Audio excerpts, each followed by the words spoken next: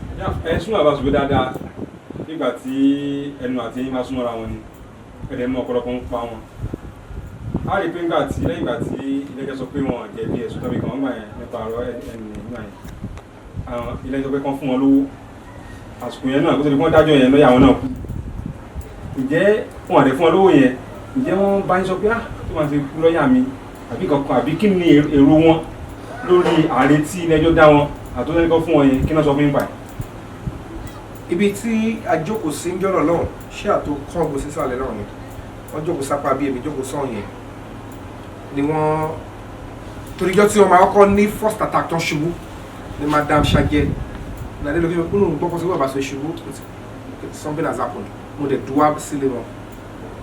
tẹkùntẹkùn ni wọ́n fi sọ fún mi ohun tó dẹ̀ fà ojú wípé whether we like it or not ṣe mọ̀ pé ẹni tí a fún ní agbára nínú iṣẹ́ ìjọba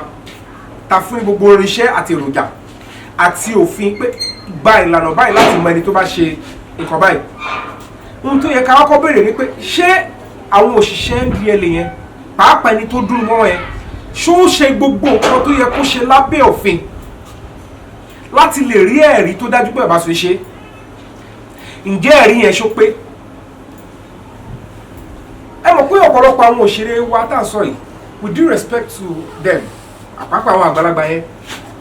kò ṣe ogun wọn ni wọ́n ní degree kò ṣe ogun wọn lọ school tó kàwé gan talent yẹn kọ́ wà wọ́n ti ṣe láti ìgbà tí wọ́n ti bẹ̀rẹ̀ so torúkọ bá wà réètì tí ẹlòmíì máa fi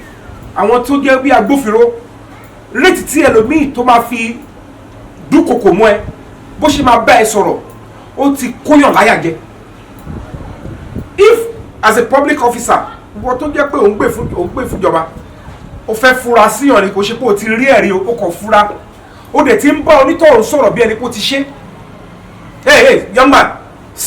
you are carrying drugs abi you are carrying cocaine how can you talk to somebody like that ẹni tí o bá dún dáadáa ó máa wá gbọ̀n lẹ́nu àwa dàbẹ̀ pé nìyẹn jẹ̀bi and it's because even ẹni tó ṣiṣẹ́ fún ìjọba gan ta ló pass ẹ̀ pé in terms of psychology ta lẹni tó ṣe àdánwò fún pé in terms of human rights ó yọrantí láti dúró fún ìjọba so tẹ́ni ẹ bá rò pé lọ́kàn òun àbí èèyàn kan pè mí torí ẹ má jẹ́ àtọ̀ra wa náà iṣẹ́ tá à ń ṣe ìkọ́ náà máa gbà wá àwọn míì double agent ni wọ́n ṣe ṣe tíátà lọ́n ní nǹkan pẹ̀lú àwọn tó ń ṣe NDLEA tó ń wá tó dàbí informant tó ń wá nǹkan tó máa jẹ nǹkan tí ò dá lọ́nà tí ò tọ́ so tó bá wá wò pé kí ni mo ní tó ń ṣe ìtàlẹ̀ tó bá sọ̀rọ̀ mo ti gbà á mo ti lọ tó bá ti gbọ́ information kó n travel tó ti rí wọn nítorí káwọn náà kọ́ lè sọ pé wọ́n ń ṣiṣẹ́ fẹ́ni tí wọ́n ń ṣe informant fún wọ́n á mú ṣẹlẹ̀ ìmíì tó bá ṣẹ̀ tẹ bá rà àwọn ọmọ míì mo ti bọ́ pọ̀lọpọ̀ wọn jà lórí social media wọ́n máa sọ̀rọ̀ kọ́lígì ẹ̀ wọ́n ló máa bọ́ta máa attack ẹ̀ irú wọn yẹn tó bá ti ń rìnrìn gbèrègbèrè kí wọ́n tó ń ṣe bálabàla múdi kiri sọ̀rọ̀ tó bá bọ́ sọ́wọ́ lọ ẹni tí wọ́n kọ̀ rò pé o bó ṣe bá mi sọ̀rọ̀ ó ṣẹ̀ mí ní location wọ́n á dẹ̀ pé àwọn yẹn pé ẹni báyìí tó bá ti gbọ́ information tó wà accurate wọ́n á dẹ̀ ro jàǹbá mọ́ wọ́n á dẹ̀ pa àwọn olùkú wọn ẹni yà á máa pé mo ti pàdé àgbákò yìí òun ló fi jẹ́ pé it's so hostile ibi tó le dé sìn oní tíátà kan sí kejì wọn ò ní lè sọ pé mò ń travel fún kejì wọn ayé ìgbà kan tó yẹ kó máa mò ń lọ lọ́dọ̀ lọ́la ṣé àwọn ọmọ yín ṣe kí n bá yín yọjú kílẹ̀ fẹ́ mú fún wọn kò sírù yẹn nu àárín àwọn oní tíátà mọ́ èyí tó le jù gan orí social media láti mọ̀lé ara ọ̀hún lè wọlé ara wọn ilé bàbá sòye ń bá lọ lálẹ́ pàá kọlẹ̀ kò má wọlé ilé iṣẹ́ alákòóso kọ́ pàá yà ń bẹ̀ èmi ò lẹ́ni tí mò ń kó èmi ò lé ọ̀kan tí mo hate mi ò lẹ́ni tí mò ń lépa mo ò lẹ́ni tí mò ń monitor kiri bó tiẹ̀ jẹ́ pé at the end of the day gbogbo lifestyle yẹn fẹ́ máa fà á bí gbà jẹ́ pé tó bá ti ń ṣe bí ẹni pé you are natural mo rí i pé kò tún fẹ́ bá iṣẹ́ lọ èmi ò dẹ̀ lè mọ mo ṣe ń ṣe èmi ò lè fake life èèyàn bí èèyàn kan wá sá ní òun lólódì kankan àwọn èèyàn púpọ̀ lè ṣe ń live gburu ṣé eléyìí mọ̀ pé ayé ìgbẹ́gẹ́ ni nígbà táyé bá gbẹ́gẹ́ kí èmi ni máa adjust ayé tó máa fi ṣe èmi máa ṣe normal mi ò ráyè gbogbo máa fura kiri eléyìí máa pa mí ẹ̀yin ẹ ṣe dáadáa tí máa rí pé lè ṣe dáadáa kí ló dé tó ń ṣe báyìí kí ló dé lè ṣe báyìí gbogbo ọmọ ọmọ ẹ lọ́tà bọ̀ ọmọ kò dá o bá ṣe jù bẹ́ẹ̀ lọ tí máa rí pé o nídìí mi lásìkò tó nídìí mi èmi ni máa kọ́kọ́ yọjú o bá fura sí mi pé kí ló tún wá ṣe máa ṣe pátì tèmi máa tún kúrò ń bẹ́ẹ̀ òun ló fi jẹ́ pé èmi àtún dúró tì wọ́n tó bá tún yà wọ́n náà wá tún ṣe tánà díẹ̀ torí gbogbo wọn ti sọ ṣe tíátà yẹn dógún ọ̀nà àti jẹ́ ẹlòmíì tí wọ́n ń wá ọ̀nà míì fẹ́ fi kúnṣẹ́ tíátà kó ṣáà lè máa fi kọ́ sẹ́nu so kò mind kó sọ ẹni tó jọ ṣe tíátà kó sọ sábẹ́ tírélà kó gùn lọ kó ṣáà ti rí nǹkan jẹ gbogbo yẹn ò tẹ́mi èmi ò rẹ́sì rí bẹ́ẹ̀ tí mo fi dàgbà nílé ayé mi mo sì lè fẹ́ jẹ́ ọmọ ọkàn sòrí fún dádì wa àbí lójú wa rí so ó máa ń nira fún mi láti máa I'm just too natural so all these things ẹ mọ̀ Baba Sule left with bitterness that the country táwọn serve ìlú táwọn sìn tó yìí there is no part ẹ ká dúpẹ́ lọ́wọ́ ilé ẹjọ́ kó tiẹ̀ ilé ẹjọ́ yọrọ ẹ̀ kúrò but I will still say it ó ṣì ń dàbí pilot ni nígbà tó bá fọwọ́ ẹ̀ ṣe lè fẹ̀rí ọkàn ni ẹni tó lóun rí nǹkankan tó bá jẹ́ spiritually ló fi rí nǹkankan àbí tó wò pé view is spiritual ṣí yẹn ní pọ̀ pé kó máa fìyà jẹyàn nítorí orí dà kí n tó ọdún tó kọjá ni mo ṣẹ̀mọ̀ pé ibi tí stomach wà nílé ọ̀pọ̀lọpọ̀ ọba láti tọ́ra wá a máa ní where is the stomach a máa fọwọ́ kan bí tẹ bá dẹ̀ bèrè lọ́wọ́ ẹlòmíì tó wà lẹ́ndí ẹlẹ́ tó jẹ́ pé púrúǹtù ní tí ò rí lè kàwé bọ̀rọ̀ tọ́lọ́ máa mú sample jáde fún ẹ pé àwọn ọmọ ẹ̀pọ̀ gbé ọgbáná wọ́n á mú kokéènì wọ́n á dà sórí ibi wọ́n á máa fi hàn ẹ́ ó gbé ẹni tí ò kàwé tóun náà mọ̀ pé ibi ni kò ń wà ibi ló yẹ kí fún nǹkan yẹn lúgọ sí tọ́lá fi lè hàn pé a rí ẹjọ́ ìṣàánú mi ẹlò lẹ́fẹ́ fi wá ọ̀ rírí kankan yẹn jáde wọ́n á tún máa gbowó lọ́wọ́ ẹ̀ ẹ imagine irú Baba Sule tí wọ́n tì mọ́lé fún odindi oṣù kan àti díẹ̀ ọjọ́ díẹ̀ ẹ wo iye tó máa ti bọ́ ẹ jọ ntẹ́yìn ọba kó wá tiẹ̀ jẹ́ pé ẹ̀ ń sọ pé wọ́n fi oògùn dìímú ni ṣèbí àkàtà yín ló ṣàṣìwà oògùn yẹn wá gbé kọ́